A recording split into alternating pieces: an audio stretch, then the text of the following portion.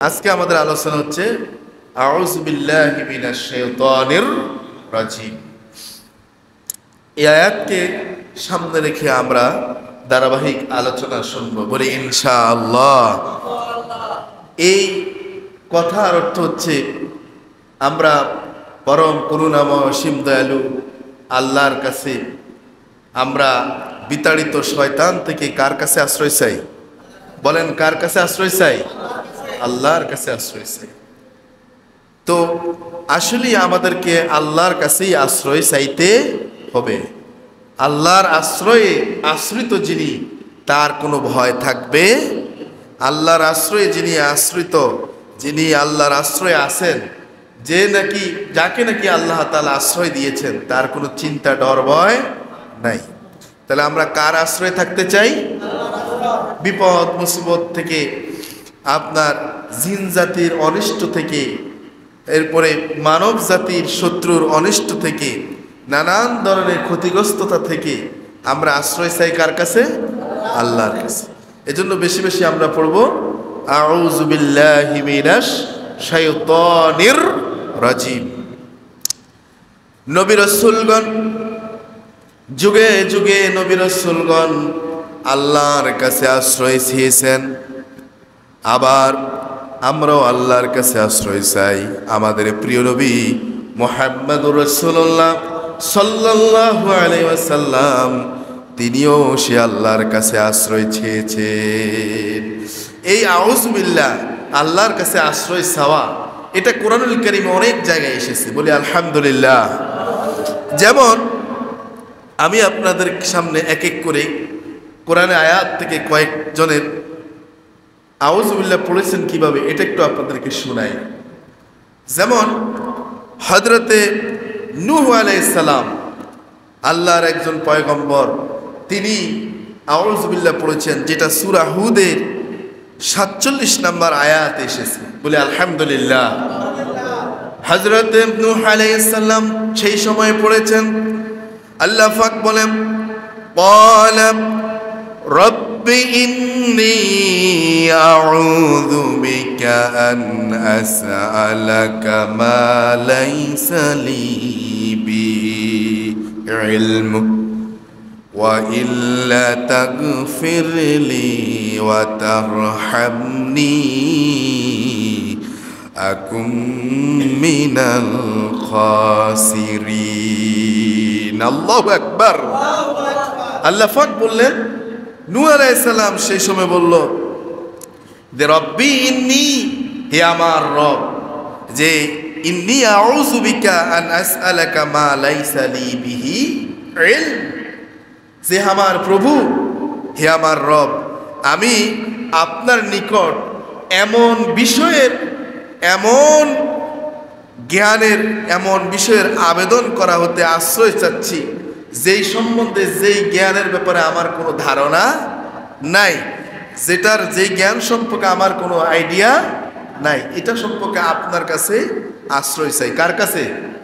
সবাই একটু জবান খুলে বলুন, কার কাছে? এরপরে তিনি বলছেন, ওয়া ইল্লা তাগফির লি ওয়া তারহামনি আকুম মিনাল খাসিরিন। হে আমার রব, আপনি আমাকে যদি ক্ষমা না করেন, আপনি যদি আমাকে দয়া না করেন, তাহলে আমি তো সম্পূর্ণ ক্ষতিগ্রস্তদের মধ্যে, ধ্বংসকারীদের মধ্যে আমি নিমজ্জিত হয়ে যাব, আমি খাসিরিনদের অন্তর্ভুক্ত হয়ে যাব। এজন্য আমি আপনার কাছে আশ্রয় চাই। কার কাছে? একটু সবাই বলেন, কার কাছে আমরা আশ্রয় চাবো? কার কাছে? এখন আসুন, এই যে নূহ আলাইহিস সালাম আশ্রয় চাইছিলেন আল্লাহর কাছে, কেন আশ্রয় চাইছেন, কোন পরিপ্রেক্ষিতে?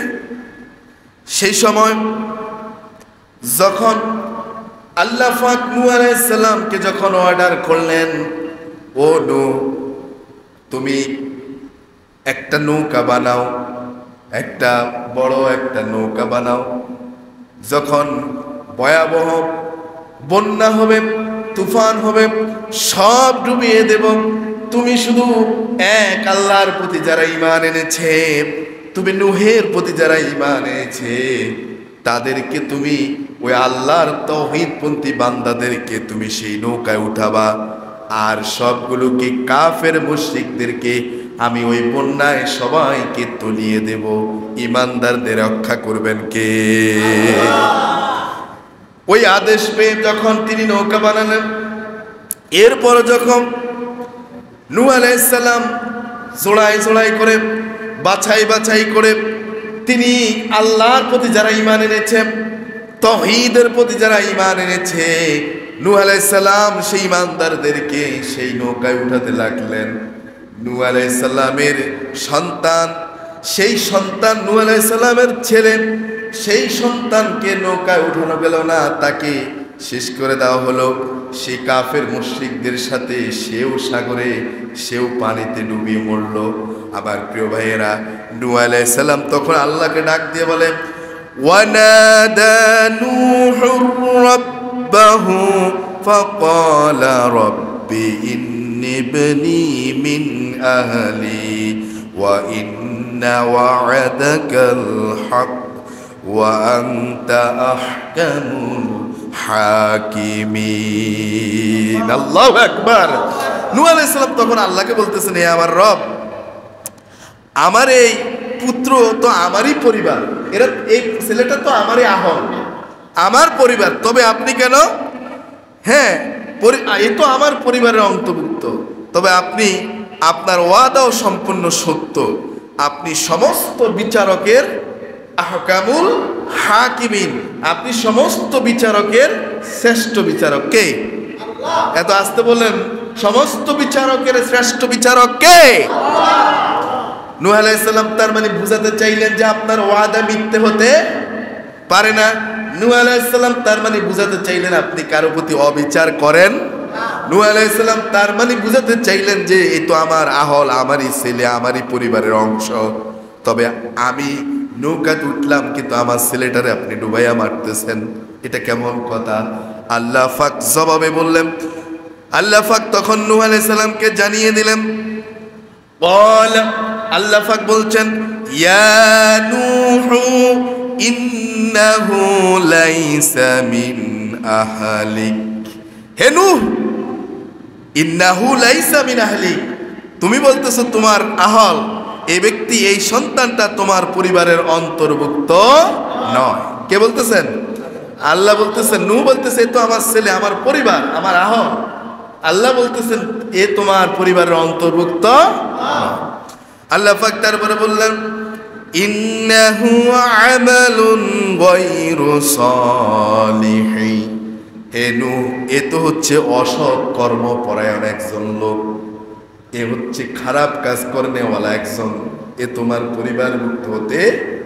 তার মানে বোঝা গেল যে দিন মানে না, যে তাওহীদ মানে না, যে আল্লাহ মানে না, যে ইমানের পক্ষে আসে না, যে কাফের মুশরিক তাগুতি শক্তির পক্ষ অবলম্বন করে, সেই পথে যায়, সেই পথে দৌড়ায়, এই কখনো নবী হোক আর রসুল হোক, পয়গম্বর হোক, ওলি হোক, পীর সাহেব হোক, ইমাম সাহেব হোক আর খতিব সাহেব হোক, আল্লাহ ওয়ালাদের দলের অন্তর্ভুক্ত সে হতে পারে?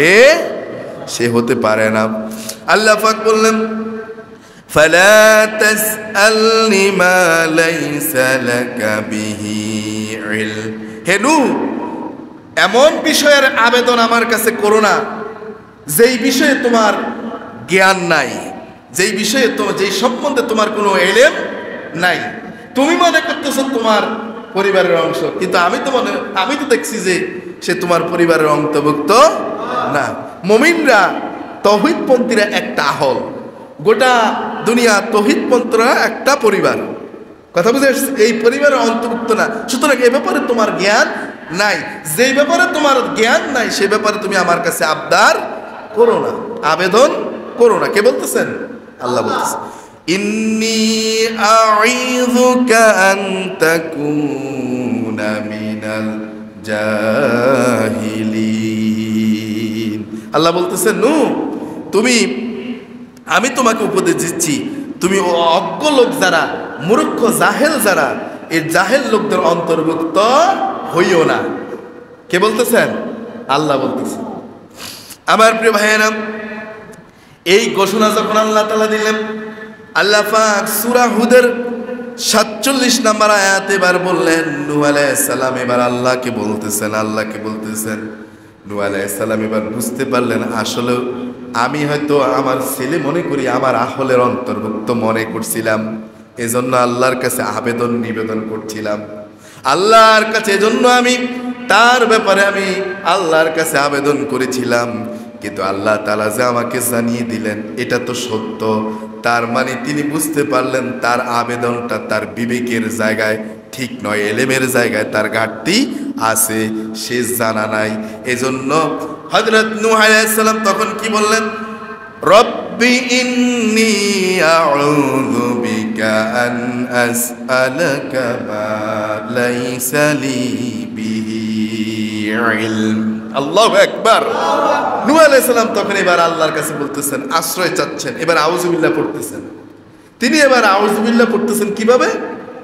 ইন্নী আউযু বিকা, ইন্নী আউযু বিকা আন আসআলাকা মা লাইসা লি বিহি ইলম। নূহ আলাইহিস সালাম বললেন, ও আমার রব, এমন বিষয়ের আবেদন করা হতে আমি আশ্রয় চাচ্ছি আপনার কাছে যেই বিষয়ে আমার কোনো জ্ঞান নাই। নূহ আলাইহিস সালাম স্বীকার করলেন যে যেই বিষয়ে আমার কোনো জ্ঞান নাই, এই বিষয়ের ধারণা থেকে আমি আপনার কাছে আশ্রয় চাই। এরপর নূহ বললেন, ওয়া ইল্লা তাগফির লি ওয়া তারহামনি আকুম মিনাল খাসিরিন। হে রব, আপনি যদি আমাকে দয়া না করেন, আপনি যদি আমাকে ক্ষমা না করেন, আপনি যদি আমাকে মাফ না করেন, তাহলে তো আমি সম্পূর্ণরূপে ওই খাসিরিনদের অন্তর্ভুক্ত হয়ে যাব, ক্ষতিগ্রস্তদের অন্তর্ভুক্ত হয়ে যাব। আল্লাহ আমাদেরকে হেফাজত করুক, বলে আমিন। আমার প্রিয় ভাইয়েরা, তাহলে আমরা জানলাম, সূরা হুদ থেকে পাইলাম যে আল্লাহর নবী হযরত নূহ আলাইহিস সালাম ও আউযুবিল্লাহ পড়েছেন, তিনিও আল্লাহর কাছে সাহায্য চেয়েছেন। তাহলে আমরা মুমিনেরাও সর্বদাই আশ্রয় চাবো কার কাছে? একটা আওয়াজ দেব, আশ্রয় চাবো কার কাছে? এজন্য আবারও আমরা পড়ি, আউযু বিল্লাহি মিনাশ শাইতানির রাজিম। আজকের আলোচনা মূল বিষয় হচ্ছে আউযু বিল্লাহি মিনাশ শাইতানির রাজিম। আমার প্রিয় ভাইয়েরা, কোরআনে এই আউযু বিল্লাহ কয়েক জায়গায় এসেছে। আরেকজন নবী ছিলেন আর আল্লাহর আরেকজন পয়গম্বর ছিলেন, নাম হচ্ছে হযরত ইউসুফ আলাইহিস সালাম। নাম কি? ইউসুফ আলাইহিস সালাম। ইউসুফ আলাইহিস সালামের নামে আল্লাহ পাক কোরআনুল কারীমে একটা সূরা নাযিল করলেন। ওই সূরার নাম হচ্ছে সূরা ইউসুফ। আল্লাহর পয়গম্বরের নাম হচ্ছে ইউসুফ। ইউসুফের ঘটনা আপনারা কম বেশ সকলেই জানেন, সেদিকে যাচ্ছি না। ইউসুফ আলাইহিস সালাম, ওই ঘটনা আপনাদের জানা আছে। ইউসুফ আলাইহিস সালামকে তার ভাইরা যখন ফেলে দিয়ে আসলো, এরপরে এক পর্যায়ে যখন ইউসুফ আলাইহিস সালামকে আজিজ মিশরী যখন তাকে নিয়ে গেলে ছেলের মতো তাকে জানলো, আর স্ত্রী জুলেখারে বলে দিল, জুলেখা এই ছেলের প্রতি যত্ন করবা, সম্মানের সাথে তার প্রতি যত্নশীল আচরণ করবা, আর এই ছেলের সাথে কোনো খারাপ আচরণ যেন না করা হয়। এই কথাগুলো আজিজ মিশরী যখন বলে দিলেন, আমার প্রিয় ভাইয়েরা, আজিজ মিশরী যখন বলে দিলেন স্ত্রী জুলেখাকে, এরপরে দেখা গেল এক পর্যায়ে, মনোযোগ দেন, এক পর্যায়ে গিয়ে ওই জুলেখা দেখলো যে ইউসুফ এত সুন্দর চেহারা, এত স্মার্ট বডি, হ্যাঁ, শরীরের গঠন, চেহারা সবকিছু দেখে আজিজ মিশরীর স্ত্রী জুলেখা ওই ইউসুফ আলাইহিস সালামের প্রতি অন্য দৃষ্টিতে সে তাকাতে লাগলো।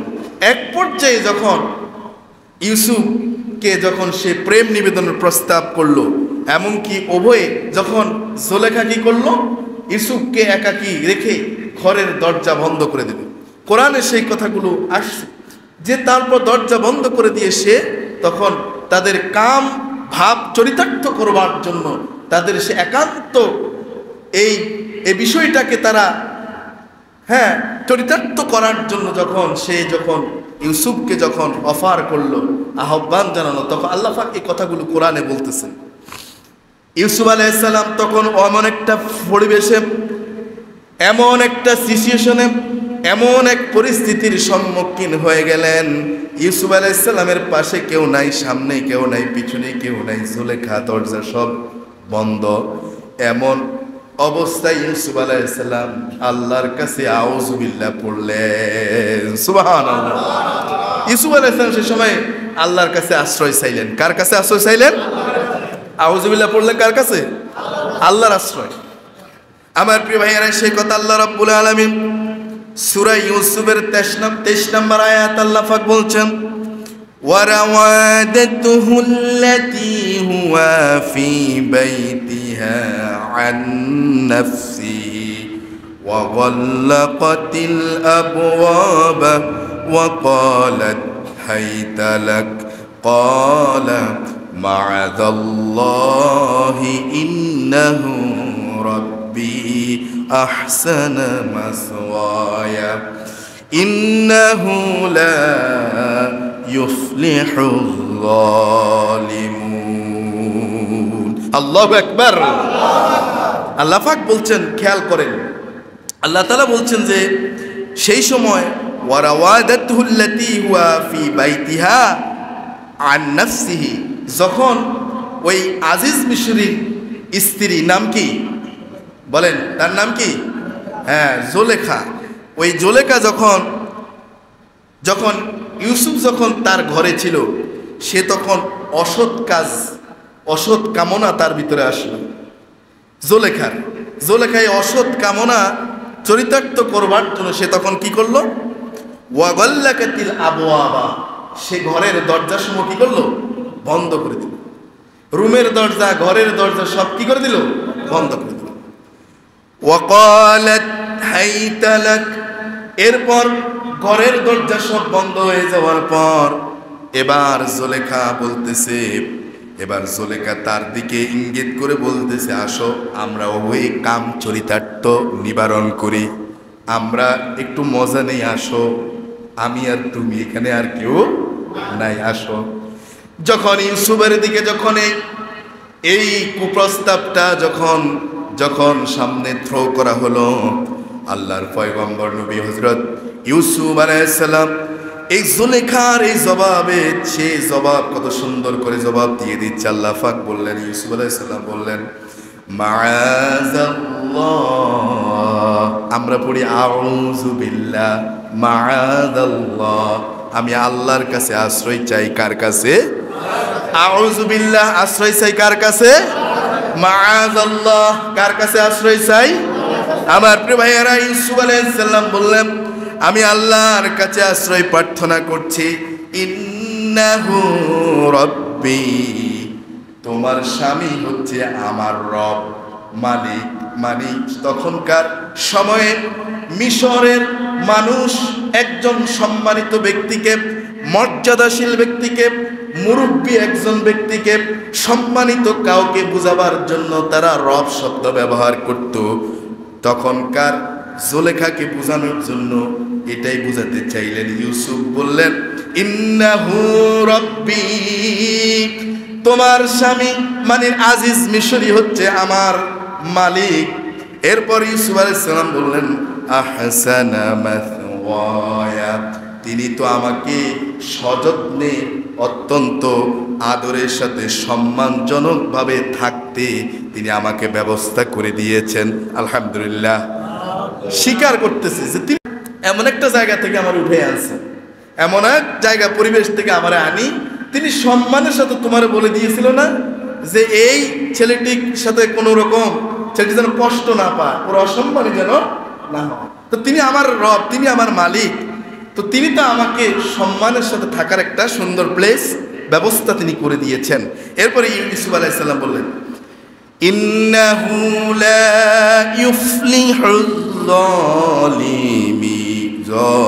জালিমুন, আসলে হচ্ছে কি, সীমা লঙ্ঘনকারী যারা জলেম, যারা জালিম, এই সীমা লঙ্ঘনকারীরা কখনো ইউফলিহুজ জালিমুন, সীমা লঙ্ঘনকারীরা কখনো সফল কাম হয় না, সীমা লঙ্ঘনকারীরা কখনো সাকসেস হয় না। কে বলতেছেন? ইউসুফ আলাইহিস সালাম। তার মানে ইউসুফ বুঝাচ্ছেন যে তোমার স্বামী আজিজ মিশরি আমাকে এত সম্মান দিলেন, এত সুন্দর থাকার ব্যবস্থা দিলেন, এমন এমন কথাগুলো তোমাকে বলে দিলেন, আমাকে ছেলের মতো জানলেন, আর আমি এখানে সব কিছু পাচ্ছি সুন্দরভাবে। এখন আমি যদি এই কাজ তোমার এই আবেদনে নিবেদনে সাড়া দিয়ে যদি এই কাজ করি, প্রথমত আমি তো কি করলাম? আমি সীমালঙ্ঘনকারী হলাম, আমি আমার মালিকের আমি তার সাথে প্রতারণা করলাম, সীমালঙ্ঘন করলাম। আর আল্লাহ তাআলা সীমালঙ্ঘনকারী জালিমকে তিনি সফলতা দেখান না, সফলতা সে পায় না। আর জালিম সীমালঙ্ঘনকারী আল্লাহর শাস্তি তো আছে, সেটা তো অনেক কথা আছে।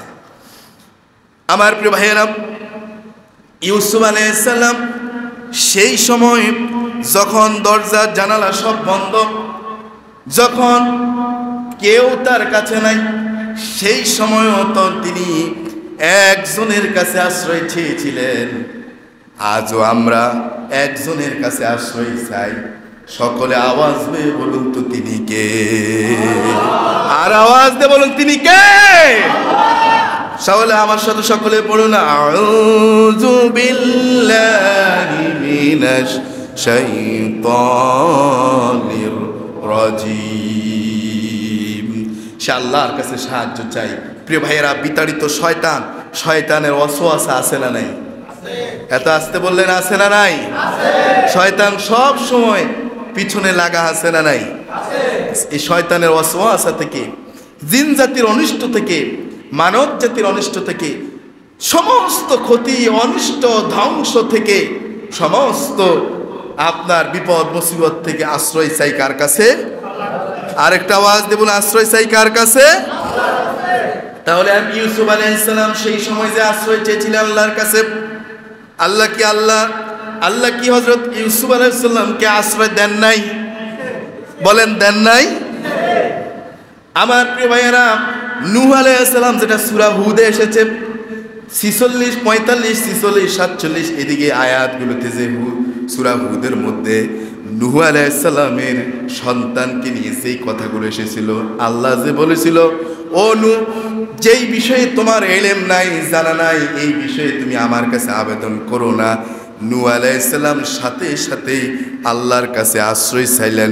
তিনিও সেই সময় পড়লেন, আল্লাহর কাছে বললেন যে আল্লাহ, যেই বিষয়ে আমার ইলম নাই, এই বিষয় জানা থেকে আমি তোমার কাছে আশ্রয় চাই। তাহলে মুমিনরা, আল্লাহর প্রিয় বান্দারা সদা সর্বদা আশ্রয় চায় কার কাছে? বিতাড়িত শয়তান থেকে আমরা আশ্রয় চাবো কার কাছে? বিতাড়িত শয়তানের সমস্ত কল কবজা, মিশনারি, সমস্ত অ্যাক্টিভিটি, তৎপরতা থেকে আমরা আশ্রয় চাবো কার কাছে? আমার প্রিয় ভাইয়েরা, ইউসুফ আলাইহিস সালাম যখন আল্লাহর কাছে আশ্রয় চাইলেন, ইউসুফ আলাইহিস সালামকে আল্লাহ তাআলা আশ্রয় দিলেন। এরকম একটা পরিস্থিতি থেকে আল্লাহ তাআলা ইউসুফ আলাইহিস সালামকে হেফাজত করলেন। সুবহানাল্লাহ। আমার প্রিয় ভাইয়েরা, ঘটনা বিস্তারিত বলবো না, শুধু কেবল আউযু বিল্লাহ, আল্লাহর আশ্রয় চাওয়া দরকার কেন? কোরআনে আল্লাহর আশ্রয় চেয়েছেন এমন নবী রাসূলদের কথা অনেক জায়গায় এসেছে, আয়াত এসেছে, আউযু বিল্লাহর আয়াতটা এসেছে। আরেকটা বলবো, তৃতীয় নাম্বার যেটা বলবো, সেটা হচ্ছে হযরত মূসা আলাইহিস সালামের সময়ে। কোন নবীর সময়? সবাই বলেন কোন নবীর সময়? মূসা আলাইহিস সালামের সময়ে। মূসা আলাইহিস সালামের সময়ের কথা আল্লাহ পাক কোরআনুল কারীমে বললেন। তিনি সূরা বাকারার 67 নম্বর আয়াত, কত নম্বর আয়াত? 67 নম্বর আয়াতে বললেন, وَإِذْ قَالَ مُوسَى لِقَوْمِهِ إِنَّ اللَّهَ يَأْمُرُكُمْ أَن تَذْبَحُوا بَقَرَةً وَقَالُوا أَتَتَّخِذُونَا هُزُوًا قَالَ أَعُوذُ بِاللَّهِ أَنْ أَكُونَ مِنَ الْجَاهِلِينَ। আল্লাহু আকবার। স্মরণ করো সেই সময়ের কথা সম্প্রদায়কে বলছেন, যে যখন মূসা আলাইহিস সালাম তার সম্প্রদায়কে বলল, তার কওমকে যখন মূসা আলাইহিস সালাম বলতেছিল যে ইন্নাল্লাহা ইয়ামুরু আন তাযবাহু বাকরা, যে তোমরা স্মরণ করো সেই সময়ের কথা যখন তোমরা একটি গরু জবাই করছিলে। কি জবাই করছিলে? এই সূরার নাম হচ্ছে সূরাতুল বাকারা। বাকারা অর্থ হচ্ছে কি? গরু, গাভী, তাই না? তাহলে এখানে গরুর কথা আসছে, গাভীর কথা আসছে, যে স্মরণ করো সেই সময়ের কথা যখন তোমরা একটা গরু জবাই করছিলে। কি জবাই করছিলে? গরু জবাই করছিলে।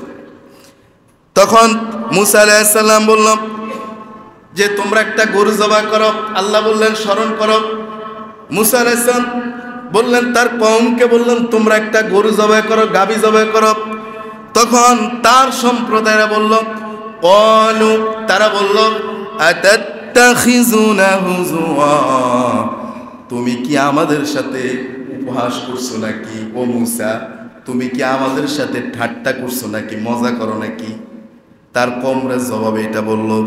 মূসা আলাইহিস সালাম তার কওমের ভালোর জন্য তাদের পরামর্শ নিয়ে তারা জানতে চেয়েছে, তারা এর সমাধান খুঁজতে মূসার কাছে এসেছিল। মূসা আলাইহিস সালাম সমাধানের রাস্তা আল্লাহর পক্ষ থেকে জানিয়ে দিয়েছেন। জবাবে তারা বলল, ক্বালু আতাত্তাখিযুনা হুজুয়া, তোমরা কি, ও মূসা, তুমি কি আমাদের সাথে উপহাস করো নাকি, ঠাট্টা করো নাকি, মজা করো না, মজা লও, তুমি আমাদের সাথে এমন করো নাকি? মূসা আলাইহিস সালাম বুঝতে পারলো এরা অজ্ঞ, এরা জাহেল, এদেরকে এভাবে বোঝানো যাবে না। সুতরাং তিনি তখন জাহেলদের সাথে থাকলে নিজেও জাহেল হওয়ার সম্ভাবনা থাকে কি থাকে না? অজ্ঞদের সাথে থাকলে নিজেও অজ্ঞ হয়ে যাওয়ার সম্ভাবনা আছে।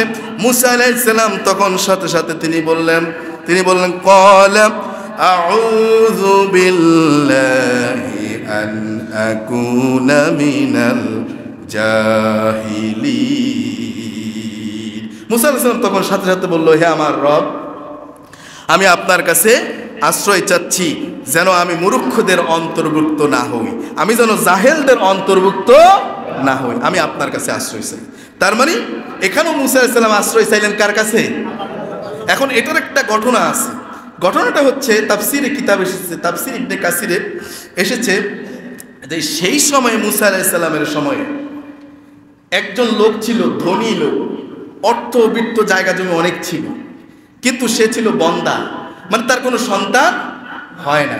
কথা কি বুঝতেছেন? সন্তান হয় না, তার ছেলে মেয়ে নাই, ছেলে মেয়ে সন্তান তার নাই। সে কিন্তু টাকা পয়সার দিক থেকে, জায়গা জমির দিক থেকে অনেক ছিল। তাফসীরের কিতাবে আসছে যে তখন ওই ধনী লোক যার সন্তানাদি নাই, এই লোকের ওই লোকের ভাইয়ের একটা ছেলে ছিল। কথা বুঝতেছেন? এখন নিয়ম অনুযায়ী এই লোকের যেহেতু ছেলে মেয়ে নাই, সন্তানাদি নাই, তাহলে ওয়ারিস যে আপনার বিষয় রয়েছে যে সম্পত্তি ওয়ারিস ভাবে পাবে কে? তার ভাইয়ের ছেলে, তার ভাতিজা পাওয়ার কথা, ঠিক না? ভাতিজা পাবে, যেহেতু তার কোনো ছেলে মেয়ে। এখন ভাতিজার একদিন মনে আসলো, কুচিন্তা আসলো, যে এমন কুচিন্তা আসলো, ভাতিজা চিন্তা করলো, চাচার তো এত জায়গা জমি, এখন এগুলো তো একমাত্র পাবো কি আমি, চাচা মরেও না, আমিও এগুলোর মালিকও হই না, তাহলে কি করতে হবে? তাড়াতাড়ি মালিক হওয়ার জন্য চাচারে কি করতে হবে? তার এই কুচিন্তা যখন আসছে, তাফসীরে কিতাবে ইবনে কাসির এসেছে, তখন ভাতিজা করলো কি, চাচারে একদিন রাত্রেবেলা চাচারে মেরে ফেললো। মেরে শুধু তাই নয়, মেরে ফেলে দিছে তা নয়, মেরে করছে কি, এই চাচারে মারার পর চাচার লাশটা গিয়ে আরেক এরিয়ায়, আরেক বাড়ির আরেকজনের ঘরের সামনে নিয়ে, দরজার সামনে নিয়ে রেখে দিচ্ছে। কথা বুঝে আসছে? ঘরের সামনে রেখে দিচ্ছে, তার এরিয়াতে রাখে নাই। এখন পরদিন যখন সকালবেলা হয়েছে, তখন চাচারে খুঁজে, লোকেরাও খুঁজে, ভাতিজাও কি খুঁজে, খুঁজতে খুঁজতে পাওয়া গেছে অমুক লোকের বাড়ির সামনে। এখন ভাতিজা হিসেবে চাচা হত্যার বিচার চাচ্ছে, যে এই লোকটা যার আঙ্গিনায় পাওয়া গেল, এই লোকটাই কি করছে, আমার চাচারে হত্যা করছে। কথা কি বুঝতেছেন? হত্যা করছে। এখন বিচার চাই, এখন ওরা বলতেছে যে আমরা এগুলোর কিছু জানি না, আমরা এই হত্যার সাথে জড়িত না। আমার চাচার লাশ এখানে পাওয়া গেছে, আমার চাচার এরা হত্যা করছে। এখন দুই পক্ষ এমনভাবে লেগে বসছে যে দুই পক্ষের মধ্যে মারামারি খুনাখুনি হয়ে যাওয়ার উপক্রম হয়ে গেছে। এ পর্যায়ে এই এলাকার কিছু জ্ঞানী লোকরা, বুদ্ধিমান লোকরা আসে বললো, হ্যাঁ রে তোমরা করতেছো কি? একটা লোক মারছে, যে কেউ মারছে, এটাকে কিন্তু এখন আরো শত শত লোক তো এখন কি মারা পড়বে। তোমরা এমনটাই না গিয়ে তোমাদের কাছে, আমাদের কাছে তো আল্লাহর রসুল হযরত মুসা তো আছে। কে আছে? মুসা আলাইহিস সালাম তো আছে। সে তো জ্ঞানী, সে তো অনেক কিছুর কি করে, সমাধান করে। চলো না আমরা মুসার কাছে যাই। কথা কি বুঝতেছেন? আমরা কার কাছে যাই? মুসার কাছে। তখন লোকেরা চিন্তা করলো, হ্যাঁ মুসা তো বুদ্ধিমান, জ্ঞানী, অনেক সমস্যার সমাধান করে দেয়, তার কাছে একটা রায় পাওয়া যেতে পারে, একটা সমাধান সলিউশন পেতে পারি, চলো। গেল মুসার কাছে। যখন ঘটনাটা এরকম বললো, ভাতিজা বললো এরকম আমার চাচাকে হত্যা করছে। এখন ওরা বললো না আমরা হত্যা করি নাই। মুসা আলাইহিস সালাম তখন আল্লাহর পক্ষ থেকে নির্দেশ পেয়ে তাদেরকে বললো, কি বললো? আল্লাহ তাআলা বলে, ইন্নাল্লাহা ইয়ামুরুকুম আন তাযবাহু বাকারা, তোমরা একটা গরু জবাই করো। তোমরা একটা কি করো?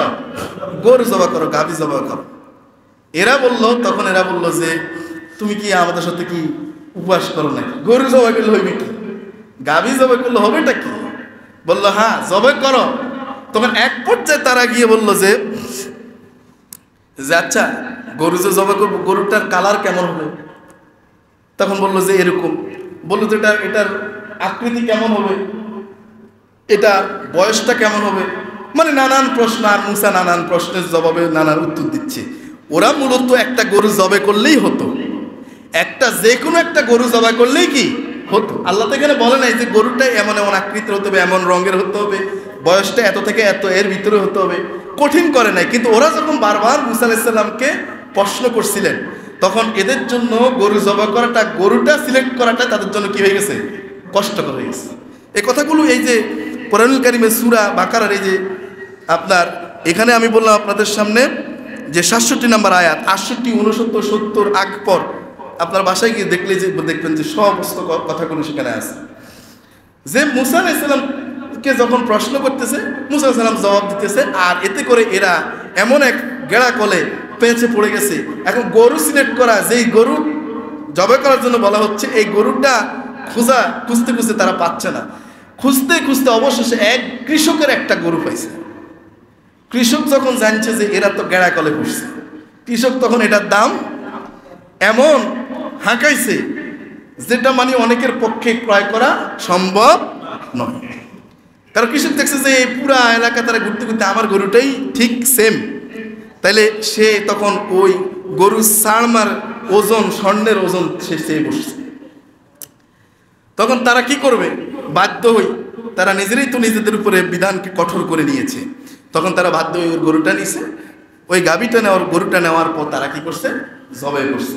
জবাই করার পর মুসা আলাইহিস সালাম বলছেন যে কি করো, ওই যে চাচারে যে শোয়াই রাখছে লাশটা, বলছে যে এই গরুর এক খণ্ড গোস্ত বা হাড্ডি নিয়ে কি করো, ওই লাশের শরীরে লাগাও। তখন তারা মুসার কথায় একটা হাড্ডি, এক টুকরা গোস্ত ওই লাশের দেহতে যখন লাগাইলো, সাথে সাথে এই দেহটা আবার মানুষের রূপে আবার সেই চাচা আবার জিন্দা হয়ে গেল। আল্লাহু আকবার। লাশ কি হয়ে গেছে? জিন্দা হয়ে গেছে। জিন্দা হয়ে যাওয়ার পরে এবার লোকেরা জিজ্ঞেস করতেছে, চাচা, ভাই সাহেব, আপনারা কে মারছে? আপনার হত্যা করছে কে? কই আমার ভাতিজা আমার হত্যা করছে। আল্লাহু আকবার। এগুলো কোরআনের কথা। ভাতিজা আমার হত্যা করছে এটা বলে আবার সেই দেহটা আবার কি হয়ে গেছে? লাশ হয়ে গেছে। এখন এরপরে সবাই বুঝতে পারলো যে আসলে কাহিনীটা কি। এই যে সম্পত্তির কারণে, জায়গার কারণে ভাতিজাই চাচারে কি করছে? হত্যা করছে। তখন থেকে লোকেরা আপনার তাকে তো আর সম্পত্তির ভাগ দেয়নি। এরপর থেকে এমন একটা বিধান ছিল যে এই ওয়ারিসের ক্ষেত্রে যারা হত্যার সাথে জড়িত তাদেরকে আর সম্পত্তির ভাগ দেওয়া হতো না। কথাকে বুঝছেন? তাহলে সেই সময় যখন তারা ঠাট্টা উপহাস বলছে, আমার সাথে উপহাস করো নাকি, সেই সময় জাহেলদের থেকে আল্লাহর কাছে পানায় চেয়েছিলেন হযরত মুসা আলাইহিস সালাম, সে কথাও কোরআনে এখানে আছে। বলি আলহামদুলিল্লাহ। তাহলে সব সময় সদা সর্বদা আমরা আশ্রয় চাবো কার কাছে? আর আওয়াজ দেব, আশ্রয় চাবো কার কাছে? এভাবে করে এক এক করে আর অনেক কথা আছে, অনেক ঘটনা আছে। যেমন মরিয়ম আলাইহিস সালাম, মরিয়ম আলাইহিস সালাম হচ্ছে হযরত ঈসা আলাইহিস সালামের কি হন? বলেন, সবাই বললেন না? ঈসা আলাইহিস সালামের কি হন? মা। ঈসা আলাইহিস সালাম বাবা ছাড়া দুনিয়াতে এসেছেন। মরিয়ম আলাইহিস সালাম যখন তিনি একদিন নির্জনে তিনি পর্দার ভিতরে এমন সময় তিনি দেখতে পেলেন, সেই সময় আল্লাহ পাক পাঠিয়ে দিলেন জিব্রাইলকে। জিব্রাইল আলাইহিস সালাম তখন সেই সময় আসলেন মানব আকৃতি ধারণ করে, মানুষের আকৃতি ধারণ করে জিব্রাইল ফেরেশতা তখন যখন মরিয়ম আলাইহিস সালামের যখন কক্ষে যখন প্রবেশ করলেন, মরিয়ম আলাইহিস সালাম তো মেয়ে মানুষ, মহিলা মানুষ, তিনি তো এমন একটা পুরুষ পর পুরুষকে তার এই নির্জন কক্ষে দেখে তিনি তো হতভম্ব হয়ে গেলেন। সেই সময় মরিয়ম আলাইহিস সালাম, যেটা সূরা মারিয়ামের 18 নম্বর আয়াত আল্লাহ তাআলা বলছেন, সেই সময় হযরত মরিয়ম আলাইহিস সালাম আল্লাহর কাছে সাহায্য চাই, আশ্রয় ছিলেন।